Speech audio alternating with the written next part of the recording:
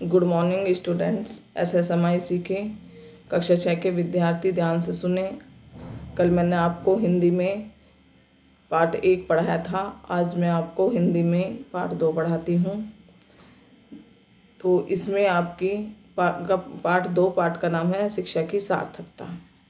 ये कहानी आपके एक मछली के ऊपर है जो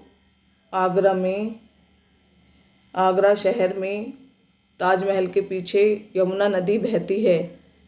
उस नदी में अनेक प्रकार के जीव अपना घर बनाकर रहते थे, जैसे कछुआ, मेंढक, मगरमच्छ, मछली आदि। ये सब घर बनाकर यमुना नदी में रहते थे। इसमें आपको जैसे शिक्षा की सार्थकता क्या है। शिक्षा की सार्थकता केवल इस बात पर ही निर्भर नहीं है जो हमने पढ़ लिख लिया या हमने जितने अनेक प्रकार की पुस्तकें पढ़ ली तो हमारी शिक्षा की सार्थकता पूर्ण हो गई। नहीं, हमारी शिक्षा की सार्थकता हम जब तक हमारा पढ़ा लिखा हम रटते हैं, उसे रटी हुई शिक्षा कभी पूर्ण नहीं होती, वो हमेशा अधूरी रहती है। जो शिक्षा हम अपने आचरण में उतारते हैं या हम अपने अंदर स्थित शक्ति में के अंदर भीतर उतारते हैं, तो वो ही हमारी शिक्षा की सार्थकता है।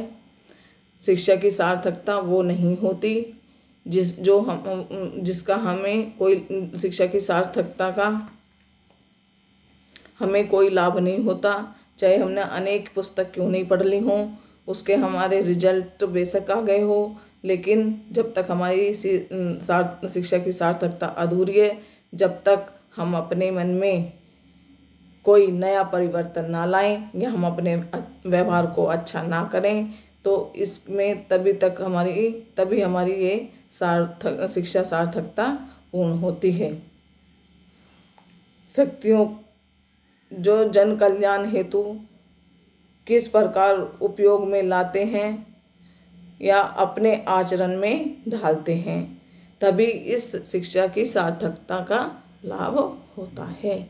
उसका कोई लाभ नहीं होता जब हम अपने जीवन में कोई परिवर्तन ना ला सकें या हम अपने जीवन में कोई भी परिस्थितियों की हमें सूझबूझ ना हो, उस शिक्षा की सार्थकता का कोई लाभ नहीं होता।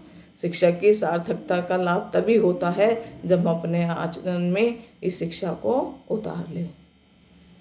तो ये शिक्षा की सार्थकता का अर्थ है।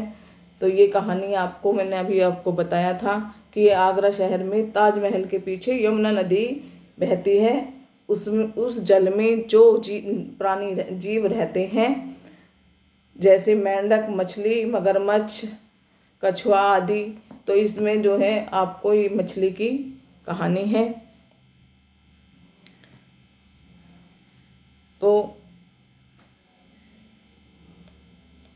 वहाँ पर हर तरीके के लोग उस नदी के किनारे, यमुना नदी के किनारे अलग अलग विचारों के लोग आते हैं, अलग अलग प्रवृत्ति के लोग आते हैं। उनमें मछुआरे भी आते हैं। जैसे मछुआरे वहाँ पे आते थे, वो अपना जाल बिछाते थे और खाने पीने की चीज़ डालकर तो उन मछलियों के बच्चों को लालच देकर अपने जाल में फंसाते थे और उन्हें बाजार में बेचने ले जाते थे। तो वो एक दिन बहुत सारे बच्चे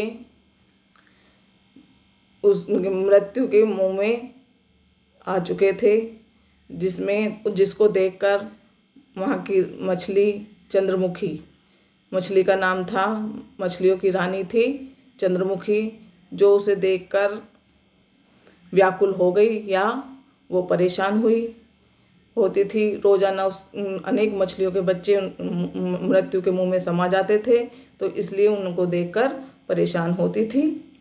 और वो एक दिन विचार करने लगी कि इन मछुआरों से कैसा बचा जाए, कैसे हम अपने बच्चों को बचाएं, इस मृत्यु के मुंह से हम कैसे अपने बच्चों को बचाएं।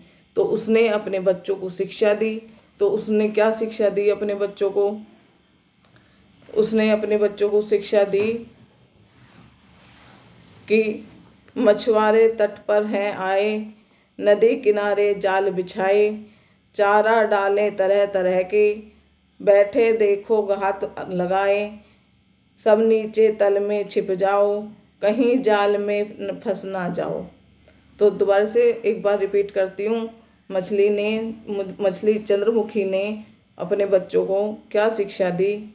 उसने शिक्षा दी, मछुआरे तट पर हैं आए, नदी किनारे जाल बिछाए, चारा डाले तरह तरह के, बैठे देखो घात लगाए, सब नीचे तल में छिप जाओ, कहीं जाल में फंस ना जाओ। तो ये शिक्षा मछली ने अपने बच्चों को दी। तो बच्चों ने वो शिक्षा रट ली, यानी कि वो उस शिक्षा को गाते फिरने लगे, बार बार उस गाने को गाते और जाल से हट जाते थे। कुछ दिन बाद मछुआरों ने वहाँ पे, जब कोई मछली जाल में नहीं फंसती थी, तो मछुआरे वहाँ पर आना छोड़ दिया कुछ दिन के लिए।